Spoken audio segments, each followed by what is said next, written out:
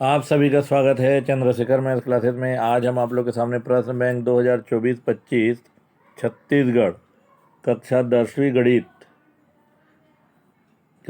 गणित प्रश्न बैंक 2024-25 को लेकर आए हैं। इसमें कल हमने इकाई 1 बीजगणित अध्याय 1 बहुपद का सही गलत खाली स्थान को बनाया था और कौन सा प्रश्न किस पेज में है हम आप लोग को बताए थे। आज हम अध्याय 2 दो चरों का रैखिक समीकरण 1 अंक का जो प्रश्न है उसके बारे में आज चर्चा करेंगे। आइए, यदि समीकरण निकाय दो प्रतिच्छेदी रेखाएं प्रदर्शित करता है तो उस समीकरण निकाय के खाली स्थान हल होते हैं। अगर दो प्रतिच्छेदी रेखा प्रदर्शित करेगा तो उसका x और y का मान निकलेगा। x और y का मान कब निकलेगा? जब वो अद्वितीय हल प्रदर्शित करेगा। तो यहाँ पे दो प्रतिच्छेदी रेखाएं बोलेगा, तो यदि समीकरण निकाय दो प्रतिच्छेदी रेखाएं प्रदर्शित करता है तो उस समीकरण निकाय के अद्वितीय हल होते हैं। क्या आ जाएगा? अद्वितीय हल। फिर उसके बाद दूसरा प्रश्न, यदि समीकरण निकाय दो समांतर रेखा प्रदर्शित करता है तो उस समीकरण निकाय का खाली स्थान हल होता है। तो यदि दो समांतर रेखा प्रदर्शित करेगा तो समीकरण निकाय का कोई भी हल प्राप्त नहीं होगा। इसमें क्या होगा? कोई भी हल प्राप्त नहीं होगा। इसका क्या होगा? कोई भी हल प्राप्त नहीं होगा। फिर तीसरा है, यदि समीकरण निकाय संपाती रेखाएं प्रदर्शित करता है तो समीकरण निकाय के खाली स्थान होते हैं। जब संपाती रेखा हो जाएगा तो समीकरण निकाय के अनंततः अनेक हल होते हैं। तीसरा नंबर में अनंततः अनेक हल होते हैं। अनेक हल होंगे। फिर और आगे देखिए, समीकरण निकाय 2x-5y बराबर 1 और 2x-3y बराबर 3 का हल होगा। पहला मान दिया है x बराबर 3 y बराबर ऋण 1, दूसरा मान दिया है x बराबर ऋण 1 y बराबर 3, तीसरा मान दिया है x बराबर 3 y बराबर 1, चौथा मान दिया है x बराबर 1 y बराबर ऋण 3। तो हम क्या करते हैं, जो पहला का मान दिया x बराबर 3 y बराबर ऋण 1 को एक समीकरण में रख के देखते हैं। यदि बायां पक्ष और दायां पक्ष समान आ गया तो हमारा उत्तर जो है सही होगा। तो यहाँ देखिए, 2x, x के जगह हमने 3 रखा, धन 5y, 5 हम y के जगह में ऋण 1 रखे और दायां पक्ष है हमारा 1, दायां पक्ष है हमारा 1। तो यहाँ 2 3 हो गया 6, धन गुणा ऋण 5 बराबर 1, तो 1 बराबर 1। ऐसे ही जो मान दिया है आप तुरंत पता करने के लिए समीकरण में रख देंगे जो हल को, तो आपका उत्तर पता चल जाएगा।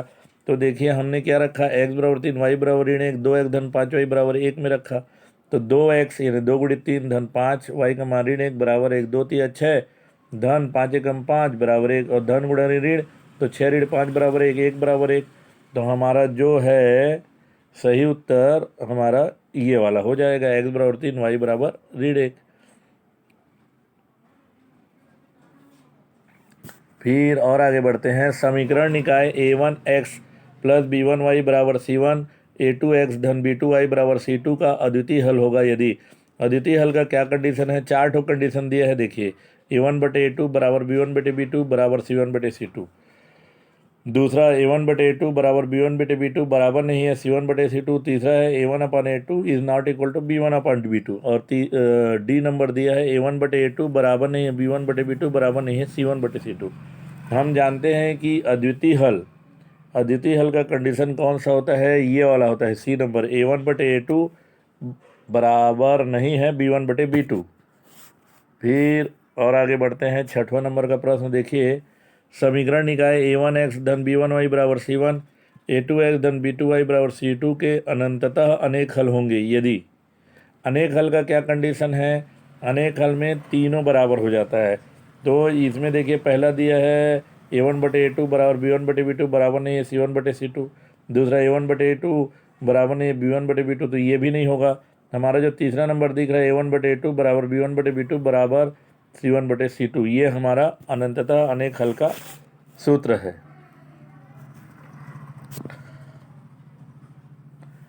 सातवां समीकरण निकाय A1x धन B1y बराबर C1A2x धन B2y बराबर C2 का कोई भी हल नहीं होगा। यदि कोई भी हल नहीं के लिए पहला दोनों समान आखिरी बराबर नहीं होता है तो कोई भी हल नहीं का कंडीशन हमारा क्या हो जाएगा। यहाँ देखिए, समीकरण निकाय A1x धन B1y बराबर C1A2x धन B2y बराबर C2 का कोई भी हल नहीं होगा। तो उसमें पहला और दूसरा बराबर होगा और जो आखिरी वाला बराबर नहीं होगा। तो ऐसा इसमें कौन सा दिख रहा है, पहला वाला है A1/A2 बराबर नहीं, ये भी नहीं होगा। सातवां का B भी नहीं होगा, इसमें दोनों को बराबर नहीं किया है। इसमें जो C नंबर है A1/A2 बराबर B1/B2 बराबर नहीं है C1/C2, तो ये हमारा C नंबर इसका उत्तर होगा। K का मान ज्ञात कीजिए जब 2x ऋण KY बराबर 9 1 ऋण 1 से गुजरती है। तो हमारा है 2x ऋण KY बराबर 9।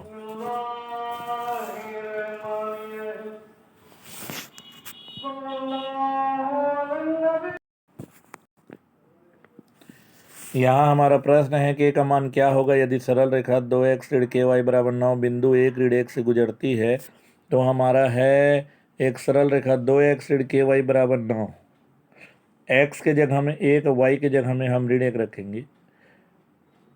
यहाँ देखिए हमने प्रश्न लिख लिया है 2x ऋण KY बराबर 9, तो हम यहाँ रखते हैं x के जगह में 1 ऋण के, y के जगह में ऋण 1 बराबर 9।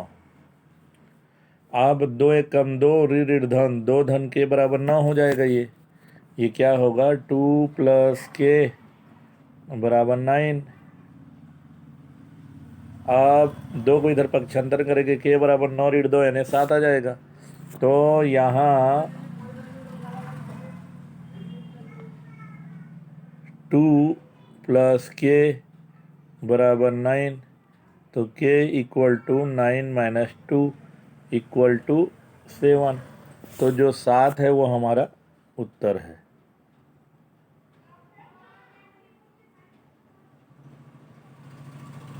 जो 7 है हमारा वो उत्तर है। अब 6 अंक का प्रश्न देखिए, इस अध्याय से आपका ब्लूप्रिंट के हिसाब से दिया गया है।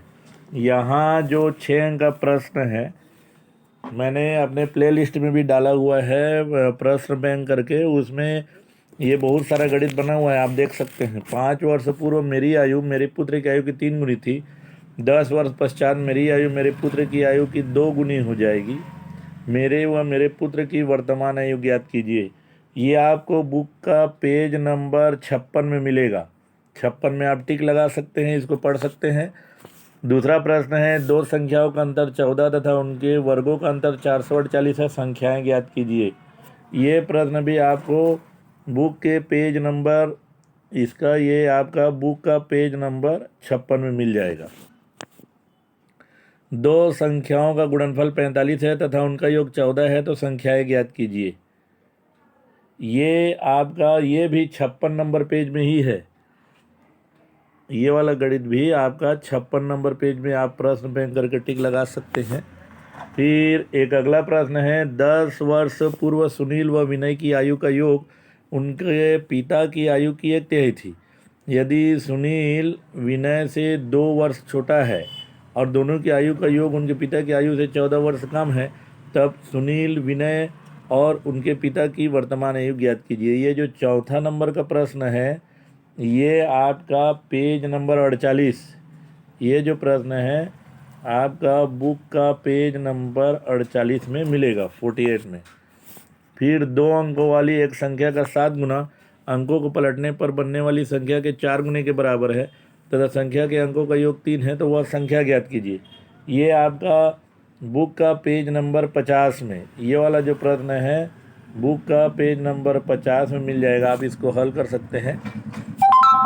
इसके बाद एक और प्रश्न है, एक त्रिभुज एबीसी में कोण ए बराबर एक्स अंश, कोण बी बराबर 3x अंश, कोण सी बराबर y अंश है। यदि 3y ऋण 5x बराबर 30 है तो सिद्ध कीजिए कि यह एक समकोण त्रिभुज है।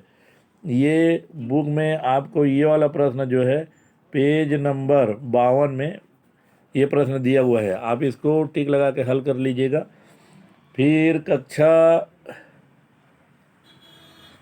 10वीं के 10 विद्यार्थियों ने विज्ञान क्विज में भाग लिया। क्विज में भाग लेने वाले विद्यार्थियों में लड़कियों की संख्या लड़कों से 4 अधिक थी, तब लड़के और लड़कियों की संख्या क्या रही होगी। ये बुक के पेज नंबर 36 में ये वाला प्रश्न 36 नंबर पेज में है, इसको आप टिक लगा के हल कर लीजिएगा। और आगे है, एक व्यक्ति ने 3 कुर्सियों और 2 मेज़ों को 1200 रुपये में खरीदा तथा 6 कुर्सियों और 4 मेज़ों के लिए 2400 रुपये का भुगतान किया, तब एक कुर्सी और एक मेज़ की कीमत ज्ञात कीजिए।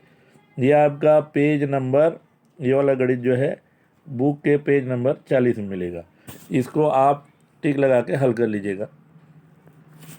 आज अध्याय 2 का हम प्रश्न तक 6 अंक का सही गलत खाली स्थान को बता दिए। कल हम मिलेंगे या अगले वीडियो में हम मिलेंगे अगले अध्याय के साथ। हमारे वीडियो देखने के लिए आप सभी का बहुत बहुत धन्यवाद।